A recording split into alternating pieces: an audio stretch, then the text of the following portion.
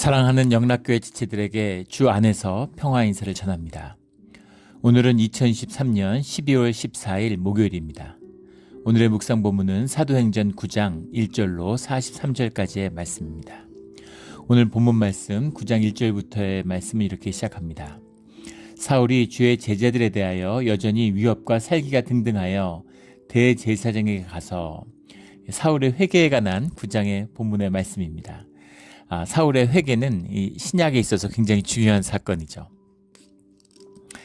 사도행전 22장과 또 26장에 사울의 그 고백으로 이 회심의 바울의 회심의 이야기가 세 번에 걸쳐서 사도행전에 언급되고 있죠. 그만큼 바울을 중심으로 선포했던 이 복음, 또 바울의 역할이라는 것이 초대교회에 있어서 얼마나 중요하고 큰 것이었는가라는 것을 보여주고 있습니다. 근데 바울이 이제 주님을 영접하기 전에 사울이었던 시절에 그 사울로서 다메섹에 있는 회당 가운데 이 초기 이제 기독교가 유대인을 중심으로 퍼져가다 보니까 회당에 모였던 사람들도 회당 안에서 이렇게 이제 기독교인들이 나오는 거죠. 그리고 그 기독교인들이 기독교의 공동체를 이루게 되고, 그러니까 회당마다 다니면서 이 기본적인 자신들이 생각하기에 유대교가 율법이 흔들리고 있다 이렇게 판단을 했겠죠. 그 율법의 완성이, 그 유대교의 가르침의 핵심이 예수 그리스도에 있다라는 것을 이제 받지 못하니까, 이해하지 못하니까 얼마나 적대적이고 화가 났겠습니까? 정말 기가 막힌 일이었겠죠. 그래서 사울이 대제사장에게 그 공문을 청했다, 이 절에 나옵니다. 그 도를 따르는 사람을 만나면 예루살렘으로 잡아오기 위해서 종교 재판을 하고 이 유대교의 정화를 위해서, 그래서 공문을 받아가지고 이제 크리스찬들을, 기독교인들을 박해하기 위해서 사울이 떠났다라는 거죠. 사울이 길을 가다가 다메섹에서 가까이 이를 때 호련히 하늘로부터 빛이 그를 둘러 비추는지라. 땅에 엎드려져 들음에 소리가 있어 이르시되 사울아 사울아 내가 어찌하여 나를 박해하느냐 하시거늘. 주님의 음성을 듣게 되는 거죠. 내 양은 목자의 음성을 듣는다 하는 주님의 말씀처럼 이제 주님의 음성을 듣게 되는 겁니다. 신앙과 종교를 구분하는 그런 변곡점이죠. 비연속적인 이런 퀀텀 점핑 같은 새로운 체험이 있어야 되는 겁니다. 그래서 살아계신 하나님을 만나야, 살아계신 주님을 만나야 그래야 신앙이 되는 것이죠. 그래서 뭐 세례도 받고 봉사도 하고 뭐 교회 생활도 열심히 하고 이제 그런 것 속에 자라나도, 그 전통 안에서 자라나도 그렇다고 해서 주님을 만나거나 주님의 사람이 된 것은 아니죠. 살아계신 주님을 만나야 이걸 뭐라고 말을 하겠습니까? 그래야 이것이, 이 모든 것이 진실이었구나, 나의 모든 경험이 주님 안에서 새롭게 되는 것을 경험하게 되는 거죠. 이것이 사울의 경험이었다라는 것을 보여주고 있습니다. 내가 어찌하여 나를 박해하느냐. 대답하되 주여 누구시니까. 주여 누구시니까. 초월적인 경험, 압도적인 경험하에서 피조물이잖아요. 창조주의 음성을 듣는 겁니다. 주님 안에서 우리가 왔잖아요. 경험 밖에 있는 것이면 어떻게 이것을 들을 수 있겠어요? 우리가 경험 속에서 우리가 모든 것을 인지하는데 가시광선 이런 거 우리가 볼 수 있습니까? 우리 경험 밖에 있는 것이 존재하는 것이지만 절대 인식하지 못합니다. 파장도 마찬가지죠. 그것을 우리가 오감으로 느꼈다 하더라도 그 오감을 우리의 의식세계 안에서 구성하는 것이 우리의 경험이고 우리의 지식이고 우리의 개념이죠. 그것 안에 들어있지 않은 그것을 우리가 받아들이기가 어려운 겁니다. 그런데 사울이 주님을 찾고 주님에게 열심이고, 또 이 사람 율법학자잖아요. 그 시대에 저명한 가말리엘의 수제자 아닙니까? 그 시대에 누구나 알아주는 그런 바리새인 중에 바리새인 율법학자죠. 베냐민 지파 중에 베냐민 지파, 그런 사람이니까 그런 하나님을 찾는 열심이 있고, 또 뭐 한다고 다메섹까지 다니면서 이렇게 열심으로 기독교인을 박해하겠어요. 그런 하나님의 말씀이나 율법을 지키고자 하는 열심이 있는 사람인 거죠. 근데 살아계신 주님을 만날 때 그 모든 자신의 경험이 주님 앞에서 새로워지는, 이제 그런 새로 태어나는 그런 경험을 하게 되는 거죠. 주여 누구시니까 이르시되 나는 내가 박해하는 예수라. 예수님이 이제 바울을 만나 주시는 겁니다. 예수님을 만났어요. 그래서 사도 바울이라고 두고두고 일생에 걸쳐서 바울이 공격을 받죠. 바울은 사도가 아니다. 사도는 예수님의 육신의 가르침, 공생애를 함께했던 자들이잖아요. 예수님의 부활을 그 육신을 통해 증거할 수 있는 자들이 증인인, 그 증인들이 사도라고 불림을 받는데 바울이 어떻게 사도냐 이렇게 얘기를 하는 거죠. 근데 바울도 예수님을 만난 것이죠. 예수님을 만났기 때문에 자신도 예수님의 삶을 증거하는 증인이다, 부활의 증인이다 이렇게 선포하는 것이죠. 나는 내가 박해하는 예수라. 예수님을 만나게 되는 겁니다. 너는 일어나 시내로 들어가라. 내가 행할 것을 내게 이를 자가 있느니라. 이렇게 말씀하시는 거예요. 근데 같이 있던 사람들은 소리만 듣고 아무도 보지 못해 말을 못하고 서 있더라. 소리는 들었다는 거죠. 주변에 있는 사람들도. 근데 눈에 보이는 것, 바울이 본 것을 같이 본 자는 없었다는 겁니다. 다들 이제 혼란스럽게 있는 거죠. 그래서 사울이 땅에서 일어나 눈은 떴으나 아무것도 보지 못하고, 눈을 떴으나라는 말이 눈을 뜬 것이죠. 주님을 만났으니까, 주님의 음성을 들었으니까 귀가 열리고 눈을 뜨고 보이지 않는 것을 보게 된 것입니다. 그런데 아무것도 보지 못하고, 우리 선악과를 먹으니까 눈이 밝아졌다고 나오죠. 눈이 밝아져서 세상이 보여요. 현상이 보이는 겁니다. 그런데 영이 보이지 않는 거죠. 보이지 않는 세계가 닫힌 거죠. 그것과 대조되는 거잖아요. 눈이 떠졌는데 그런데 아무것도 보질 못하는 것이죠. 그래서 영의 세계를 바라보고 내면을 바라보고 자기 자신을 바라보게 되는 거죠. 남의 티끌을 봤는데 내 눈에 들보를 보게 되는 겁니다. 이것이 주님을 만나서 눈이 열리는 체험이죠. 저도 주님을 영접하기 전에는 제가 굉장히 괜찮은 사람이라고 생각했습니다. 진짜 윤리적으로 도덕적으로 뭐 잘못하고 흠잡을 게 없다고 생각하고 늘 그게 자랑스럽고 떳떳했죠. 신호등도 위반해 본 적이 없어요. 횡단보도 불 안 바뀌는데 아무도 없고 차도 없다고 해서 걸어가고 이러지 않았습니다. 그래서 그런 자부심이 있었죠. 그래서 대학 같은 데 다닐 때 이렇게 뭐 전도하고 그런 친구들이 그때 많았습니다. 80년대 이럴 때는 캠퍼스 미니스트리가 아주 활발했기 때문에 그런데 그런 사람을 보면서 또 전도하겠다고 오면은 그런 사람들하고 토론하는 걸 즐겼어요. 그런데 사실은 무슨 토론을 합니까? 그 전도가 잘못된 거. 절대 토론하면 이길 수가 없습니다. 믿음을 가진 사람이 복음을 쥔 자가 세상의 이야기를, 세상의 논리와 세상의 인과 법칙과 세상의 지식 가운데에서 복음을 증거하는 게 아니에요. 그건 전도가 아닙니다. 복음은 선포하는 것이죠. 주님의 말씀에 복음을, 그 구속을 선포하는 겁니다. 그래서 그것을 받는 자들은 받고 받지 못하는 자는 받지 못하는 것이에요. 그것은 성령의 역사일 뿐이죠. 내가 설득해가지고 뭐 교회에 데리고 나왔다고 해서, 내가 설득을 해가고 공감이 돼서 무슨 교회 등록했다고 해서 구원도 아니고 전도도 아니죠. 주님을 영접하는 것입니다. 주님을 영접하는 것은 기도하고 또 말씀을 전하고 선포하는 것이에요. 그래서 그 구원의 길은 주님이 여시는 겁니다. 주님의 구속의 역사 가운데에서 그 인연을, 전도를 맺어주시는 거죠. 그래서 사흘 동안 보지 못하고 먹지도 마시지도 아니하니라. 9절의 말씀, 사흘 동안, 우리 구약과 신약을 관통하는 제일 중요한 표현 중에 하나죠. 사흘 동안, 사흘 뒤에, 사흘이라는 게 나오면 삶에서 큰 변화, 새로운 변화가 있구나. 십자가에 못 박히시고 사흘 뒤에, 안식 후 사흘 뒤에, 뭐 이런 사흘 동안, 사흘이 나오면 완전히 새로운 삶이 시작되었다, 이런 표현이죠. 뭐 날수로 사흘도 있을 수 있지만 단순한 날수를 의미하는 것이 아니라 새로운 시간의 출발을 의미하는 것이다라는 걸 우리가 잘 알고 있죠. 여러 번 나누었던 성경에 나오는 아주 중요한 어휘입니다. 사흘 동안 보지 못하고 먹지도 마시지도 아니하니라. 먹지도 마시지도 않았다라고 하는 금식을 한 것이죠. 삶에 거듭나는, 완전히 새로운 삶을 경험하게 되는 그런 충격으로서 이 진실을 받아들였다, 이런 이야기죠. 그때 이 바울이 이런 경험을 하고 있을 때 또 다른 곳에서는 다메섹에 있는 아나니아가 주님의 제자인데, 사도행전에 나오는 제자라는 것은 이제 기독교이고 교회 초기 공동체 일원이다, 이제 이런 의미죠. 그런데 그가 주께서 환상 중에 불러서 이르시되 아나니아야 하시거늘 대답하여 주가 내가 여기 있나이다. 그러니까 그도 주의 음성을 듣고 주의 사람이라는 것을 말씀하고 있는 거죠. 그러니까 주님의 음성에 주님 내가 여기 있습니다 라고 대답하는 겁니다. 주께서 이르시되 일어나 직가라고 하는 거리에 가서 유다의 집에 다섯 사람 사울이라는 사람을 찾으라 이렇게 말씀하세요.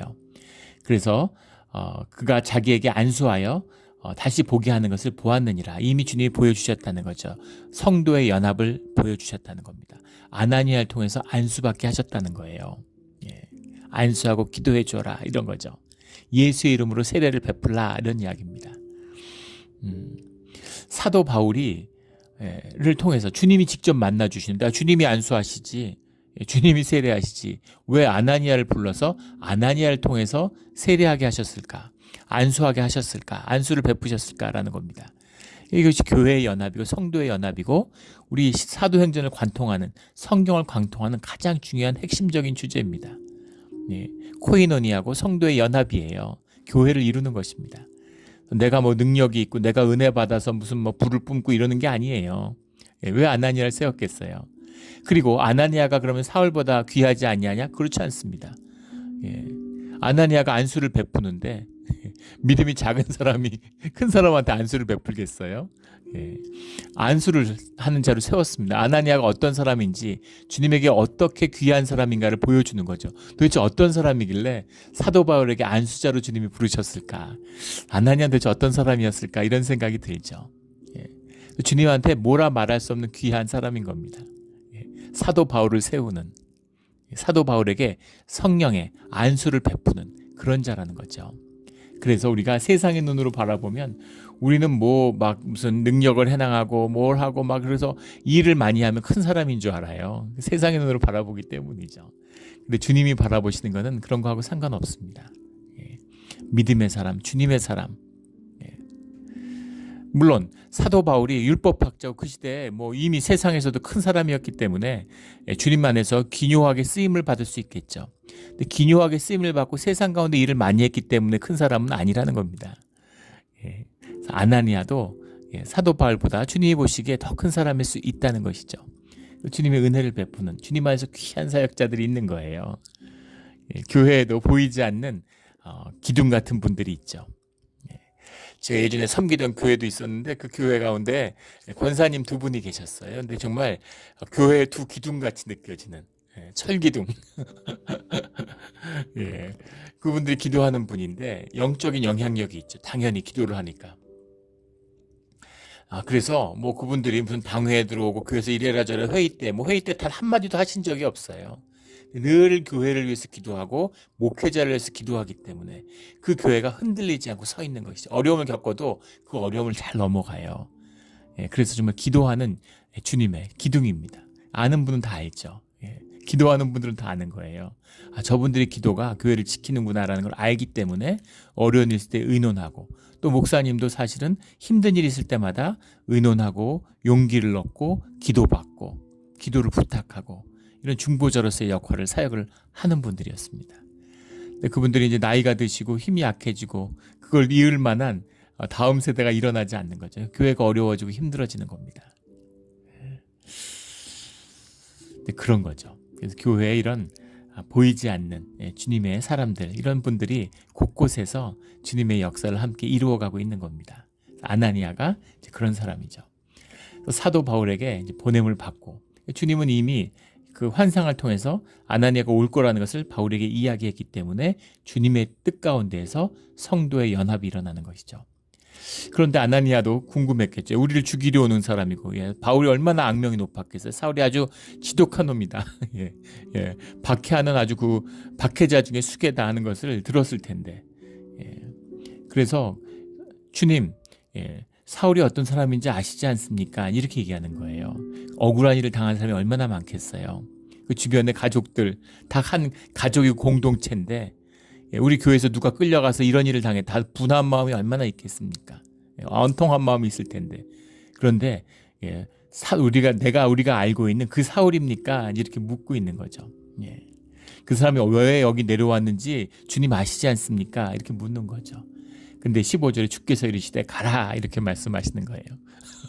주님은 설득하지 않으시죠. 그냥 명령하시는 거죠. 가라. 시키는 대로 해. 그런 말이죠. 내가 알아서 할 테니까 너는 알잖아. 가서 안수하면 돼. 이렇게 말씀하시는 거예요. 그리고 중요한 말씀을 선포하는데 내 이름을 이방과 임금들과 이스라엘 자손들에게 전하기 위하여 택한 나의 그릇이라. 그가 내 이름을 위하여 얼마나 고난을 받아야 할 것을 내가 그에게 보이리라. 바울이 고난 가운데 주님의 이름을 선포할 자로 주님의 택한 그릇이다 라는 것을 주님 말씀하고 계시는 거죠. 주님이 택하셨으니까, 주님이 구별하셨으니까 그것으로서 거룩하고 거룩한 소명을 받은 거룩한 자인 겁니다. 이것이 전도자의 사명이에요. 우리 바울의 서신서를 봐도 그렇고 또 우리 사도행전을 읽어도 그렇고 누가 해도 내 빛은 바울이 그렇게 온유하거나 인격자는 아니었던 것 같습니다. 굉장히 성격도 격하고 뒤에 마가 쫓아내는 거나 이런 거 보면 바나바하고 결별하는 거 보면 굉장히 성격이 이제 그 전에 사람 잡으러 다니고 이랬으니까 아주 격하고 아주 독한 사람이었던 것 같아요. 물론 주님을 만나고 주님을 영접했기 때문에 온유한 사람이 있고 주님의 온유의 옷을 입었겠죠. 사랑이 많고 사람을 품는 사람으로 자라갔을 겁니다. 그렇다고 하더라도 원래부터 성격적으로 온유하고 부모도 온유하고 아이도 온유한 사람이 있습니다. 개도 그렇잖아요. 싸나운 개가 있고 순한 개가 있습니다. 유전자라는 거 아니에요. 날 때부터 싸나게 태어난 개가 있고 순하게 태어난 개가 있어요. 또 자라난 환경에 따라서 학대받고 이러면은 더 싸나워지는 거고 사랑을 받고 이러면은 좀 순해지는 거죠. 그런데 그런 걸 떠나서 그러니까 시작점이 다르잖아요. 어릴 때 입양됐다가 학대받고 파양당하고 이런 사람이 어떻게 성격이 좋을 수가 있겠어요. 어릴 때 좋은 부모 만나서 사랑받고 자란 그런 사람보다 성격이 좋겠습니까? 그러나 그런 출발점이 달라요. 그러나 주님의 이름 안에서 생명이라면 변화되고 자라나는 것이죠. 제가 처음에 다녔던 교회, 주님을 영접했던 교회죠. 그 교회 목사님이 계셨는데 이 바울 같은 분이었습니다. 아주 격하고 격정적인 분이었어요. 그런데 정말 좋은 분인데 성질이 왜 저럴까 하다 그런 거죠. 참 요즘 시대에 보기 힘든 그런 목회자가 계셨는데 예전에 그분이 이제 신앙생활했던 그 교회에서 장로님이 교회를 방문하신 겁니다. 그러니까 어릴 때부터 봐온, 청년 시절부터 봐온. 근데 그 장로님이 그 목사님을 보고 그때 당시에 담임 목사님을 보고 얼마나 감격해 하시는지 정말 젊었을 때는 상처받은 성난 이리 같았다고. 그런데 이렇게 온유하고 정말 순한 양과 같은 이런 온유한 목자가 됐다고 이렇게 덕담을 하시는 거예요. 그래서 다들 큰 충격을 받았죠. 도대체 젊었을 때 어땠길래 은혜를 받고 온순한 양같이 된 모습이 저라면 젊었을 때 도대체 뭐였을까 이제 이런 생각들을 다 하는 거죠. 그런 겁니다. 근데 그가 주님의 택함을 받고 그의 허물과 그의 경험과 그의 모든 것을 주님이 쓰신다는 거죠. 그래서 귀함을 받는 겁니다. 그 소명이 귀한 것이죠. 이게 우리 삶의 비밀이에요. 뭘 기준으로 누구보다 낫고 누구보다 온유하고 누구보다 능력 있고 누구보다 착하고 이게 무슨 의미가 있습니까? 주님이 기준이 되시는 거죠.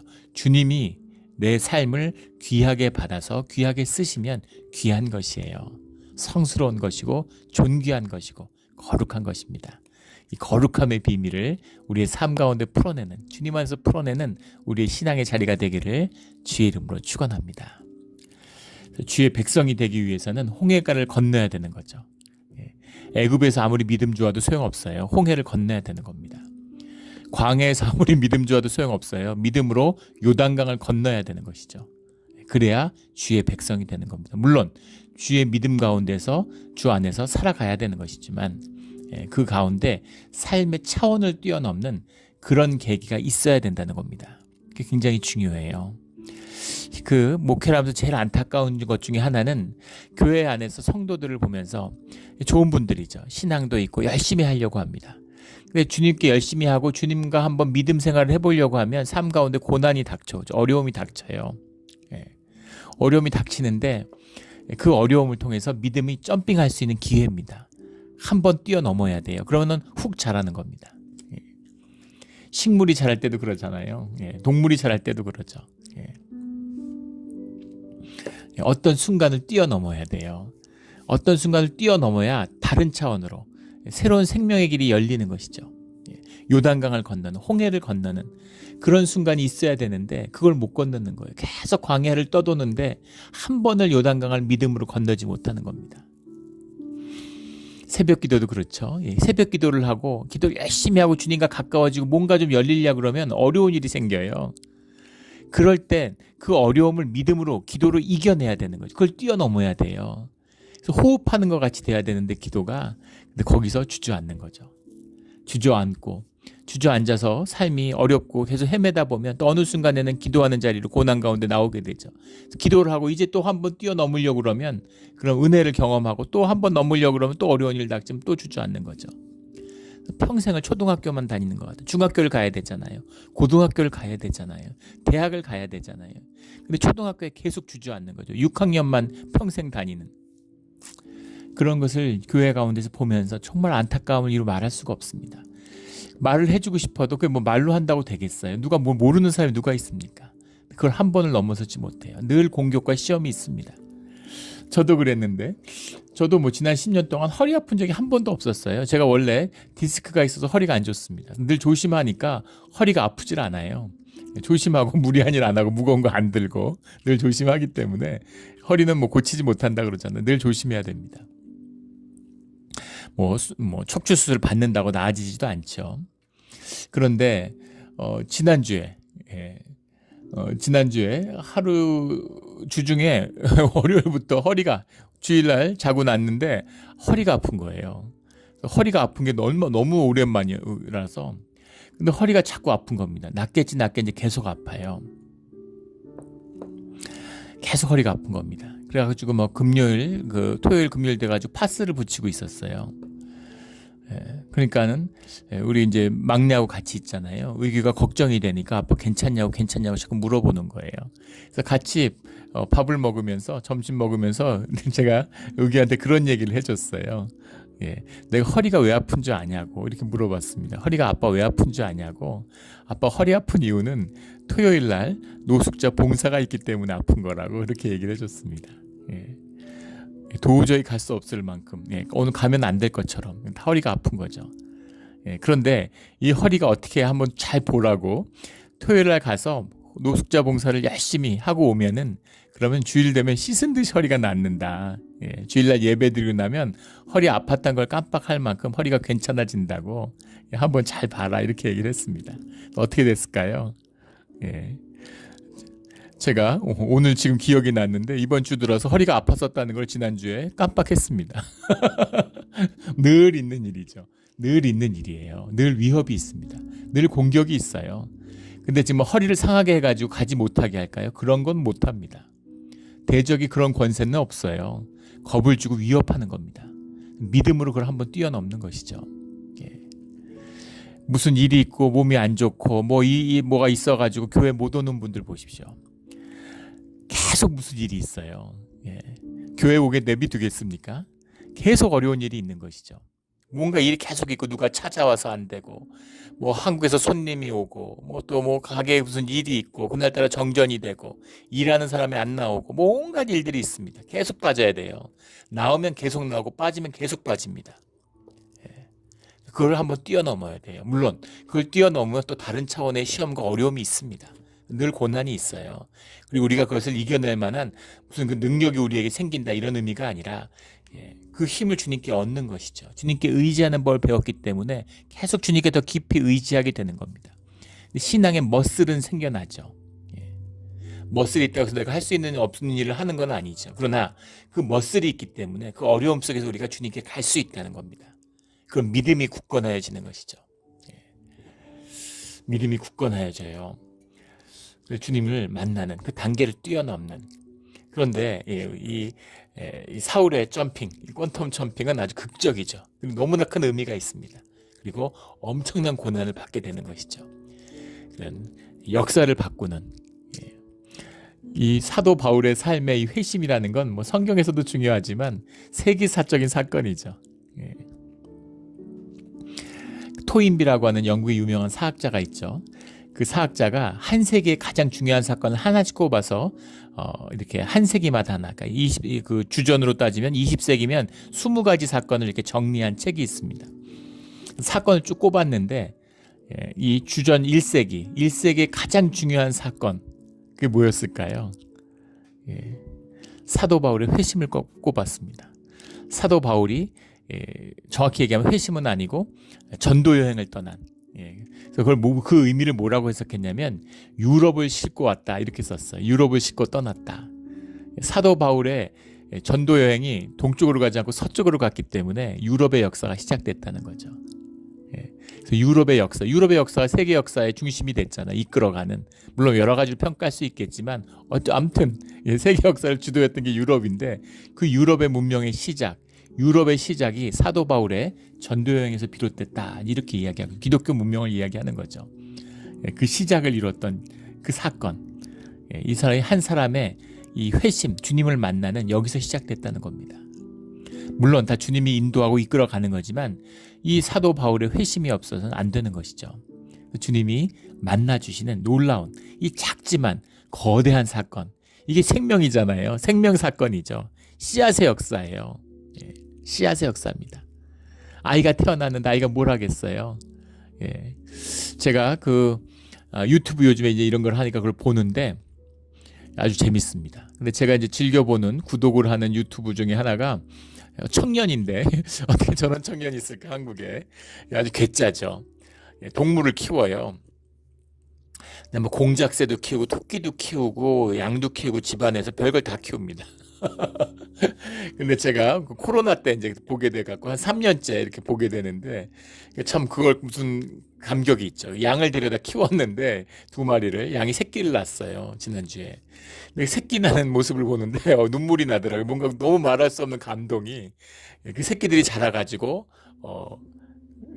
이제 어미양이 돼가지고 배가 부르고 뭐 우여곡절이 많았죠. 뭐 임신인 줄 알았더니 아니고 뭐 여러 가지 우여곡절이 있다가 하여간 애를 낳게 됐습니다.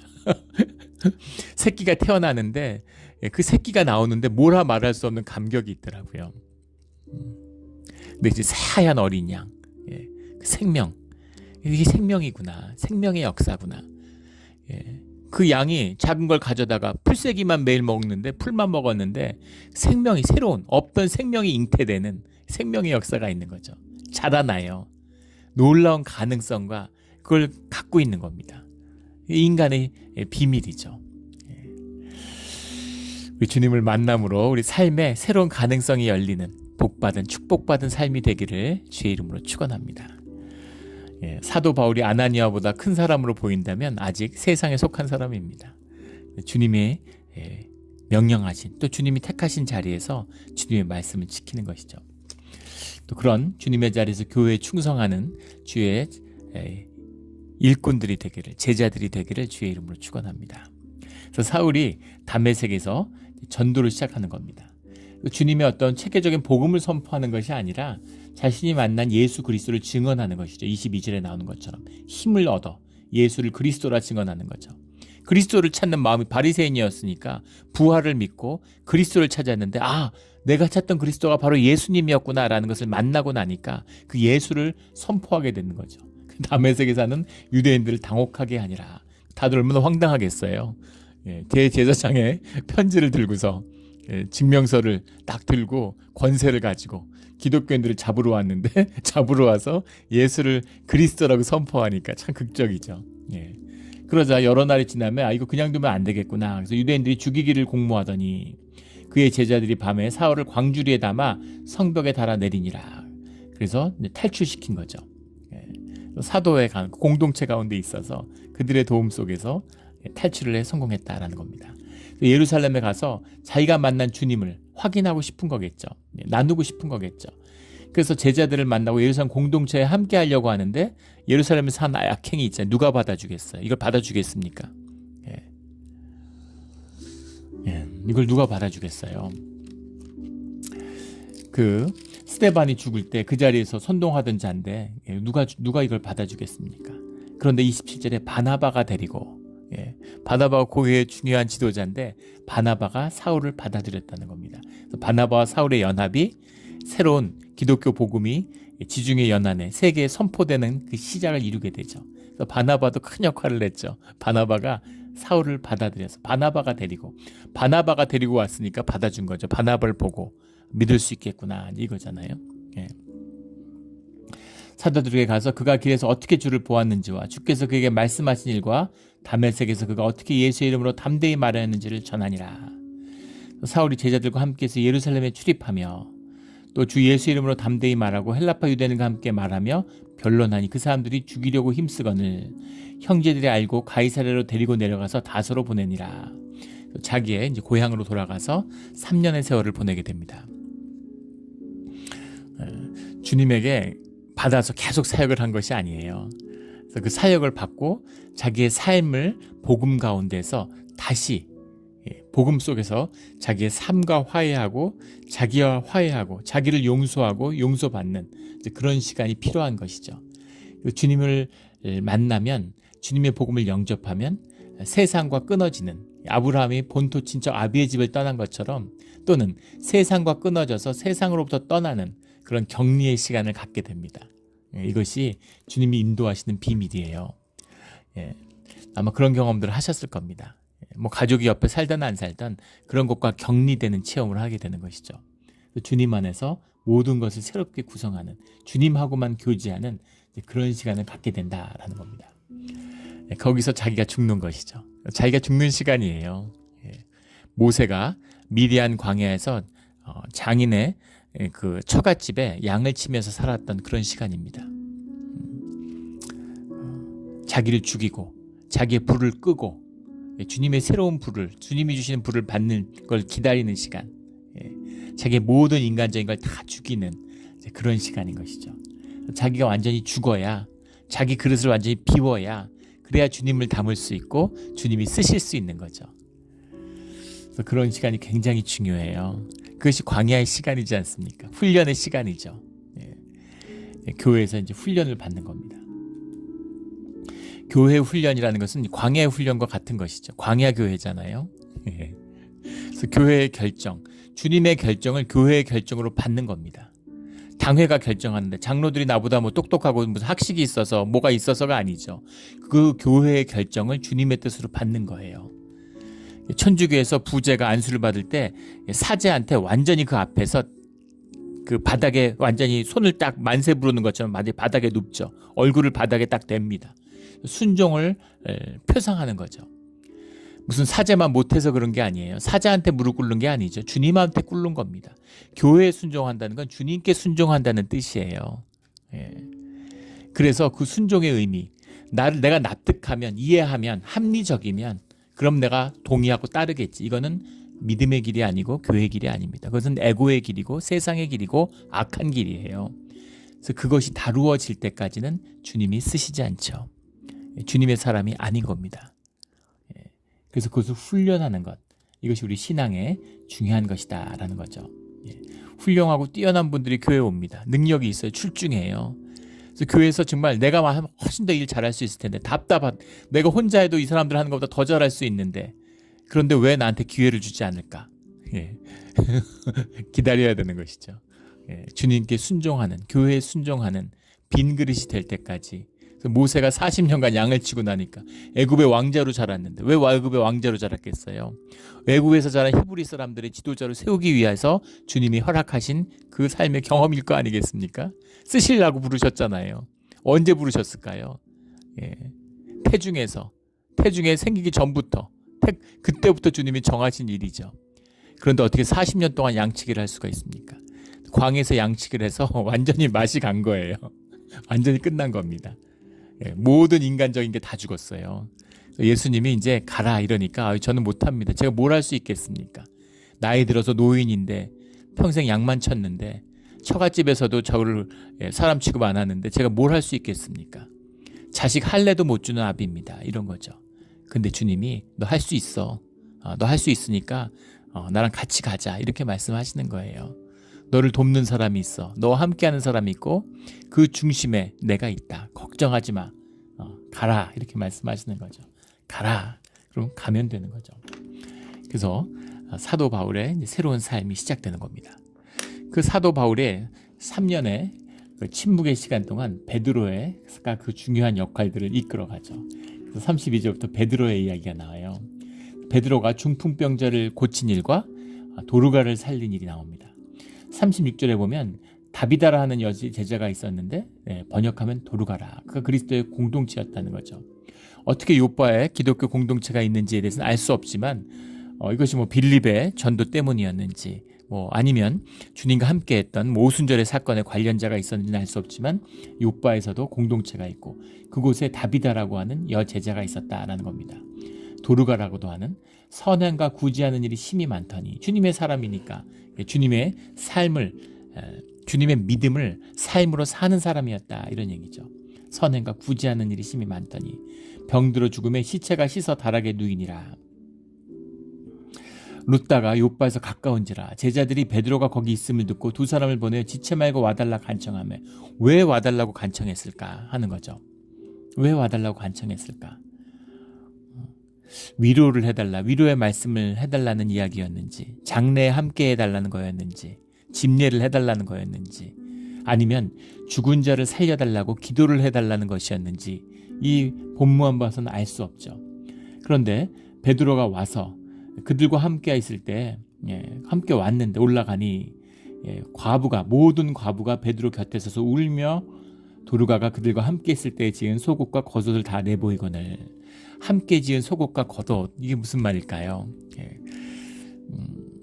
도르가는 선행과 구제하는 일을 심히 많았다. 구제에 열심이었고 또 나름 유복한 사람이었다는 걸 의미하는 것이겠죠. 도르가의 도움을 받은 과부들이 많았다는 겁니다. 도르가도 과부였는지 아니었는지는 알 수 없지만 어쨌든 과부의 공동체 가운데서 그들을 돌며 함께 코이노니아의 삶을 살았다는 거죠. 도르가가 떠나니까 너무 다 가슴이 아픈 거죠. 다 울고 있었다는 겁니다. 주님의 구원을 받고 천국 갔다는 걸 의심하는 것이 아니지만 아쉽고 서운하고 막 믿음이 좋고 이러면은 죽으면은 장례나면은 막 기뻐서 막 웃고 목사님 중에 그런 분도 봤어요. 돌아가시면서 슬퍼하지 말라고 울지 말라고 기뻐하고 박수치고 나 주님을 찬양해라 기쁜 일이다 그렇게 얘기하는 분들 봤습니다. 믿음의 고백이죠. 하지만 가슴 아프고 애통하고 슬픈 것도 또 신앙의 진실이에요. 슬픈데 뭘 슬프지 않다고 할 게 뭐 있겠습니까? 슬픈 거죠. 아쉬운 거죠. 이 땅에 사는 동안 또 못 보니까 함께 했던 추억이 있으니까 너무너무 다들 울면서 함께 있을 때 지은 속옷과 겉옷을 구제를 위해서 함께 지은 오실 수도 있고 그들이 받았던 도르가에게 오실 수도 있겠죠. 겉옷과 속옷을 가지고 보이면서 울음을 흘리고 있는데 베드로가 사람을 다 내보내고 무릎을 꿇고 기도하여 돌이켜 시체를 향하여 이르되 다비다야 일어나라 하니 그가 눈을 떠 베드로를 보고 일어나 앉는지라. 죽은 자를 살리는 예수님이 하셨던 예수님은 신적인 하나님의 권세를 보여주신 거죠. 그리스도의 권세를. 근데 베드로는 뭡니까? 베드로는 왜 이런 권세가 나타나죠? 왜 주님이 이런 능력을 허락하시는 걸까요? 주님이 함께하는 주님의 임재, 예수 그리스도가 우리를 떠나서 하늘 보좌에 계시기 때문에 이제 우리 곁에 안 계시는 게 아니라 다시 그 성령을 보내셔서 이제 주님이 우리와 함께 머물고 계신다. 우리의 코이노니아 가운데 주님이 살아계시다고 하는 것을 증거하는 것이죠. 주님의 임재입니다. 주님만이 하실 수 있는 일, 주님의 임재를 통해서만 할 수 있는 일을 보여주시는 거죠. 이런저런 귀신의 여러 가지 놀라운 사건들이 많을 수 있겠지만 그러나 죽은 자를 살리는 생명의 권세는 오직 주님의 것이죠. 근데 주님이 그것을 보여주심으로 생명의 권세가 너희에게 있다. 죽음의 권세를 뛰어넘는 생명의 능력이 영생이 너희 가운데 있다라는 것을 증거해 주시는 거죠. 다비다야 일어나라. 그러니까 그가 일어났어요. 그가 살아난 것을 보였다라는 거죠. 요파 사람이 알고 많은 사람이 주를 믿더라. 주님을 영접하게 되는 주님이 필요할 때 주님의 이적을 보여주시는 거죠. 이 시대에 주님의 표적과 현상을 뛰어넘는 죽음의 권세를 뛰어넘어야 하는 시기에 주님의 능력이 이 교회 가운데 나타나는 겁니다. 우리 어둠이 밀려오고 있는 이 시대에 교회 가운데 생명의 권세가 회복되는 역사가 일어나기를 그 역사의 시작이 그 역사의 회복이 우리 몬트레이 영락교에서 일어나기를 축원합니다. 그 역사 일어나야 되는 거죠. 43절에 베드로가 욥바에 여러 날을 있어 시몬이라는 무두장의 집에서 머무니라. 이게 슬쩍 마지막 문장으로 나오는데 아주 의미심장한 말씀이죠. 무두장의 집에서 머무니라. 마치 예수님이 누가복음에 보면 12장에 삭개오의 집에 머무시잖아요. 삭개오하고는 밥도 먹으면 안 되고 말도 섞으면 안 돼요. 그런데 삭개오의 집에 주님이 머무시는 거죠. 내가 오늘 너희 집에 머물겠다 이렇게 말씀하시잖아요. 그런 것처럼 베드로가 무두장이는 유대인들은 전부 천시하는 이렇게 정결 예법으로 멀리하는 사람이죠. 가죽을 다루는, 우리나라도 마찬가지 갓바치라고 그래서 갓바치를 천시하고 천민이라고 천시하잖아요. 근데 특히 유대인들은 이것이 이제 피를 보는 고기를 이제 직접 다루는 그런 거니까 가죽을 뻗기는 일이니까 그러니까 그 무두장이들을 천시했는데 그런데 그 시몬의 집에서 머물렀다라는 것은 이미 유대 율법을 유대 차별을 문화의 관습을 뛰어넘는 이 초대교회의 모습이죠.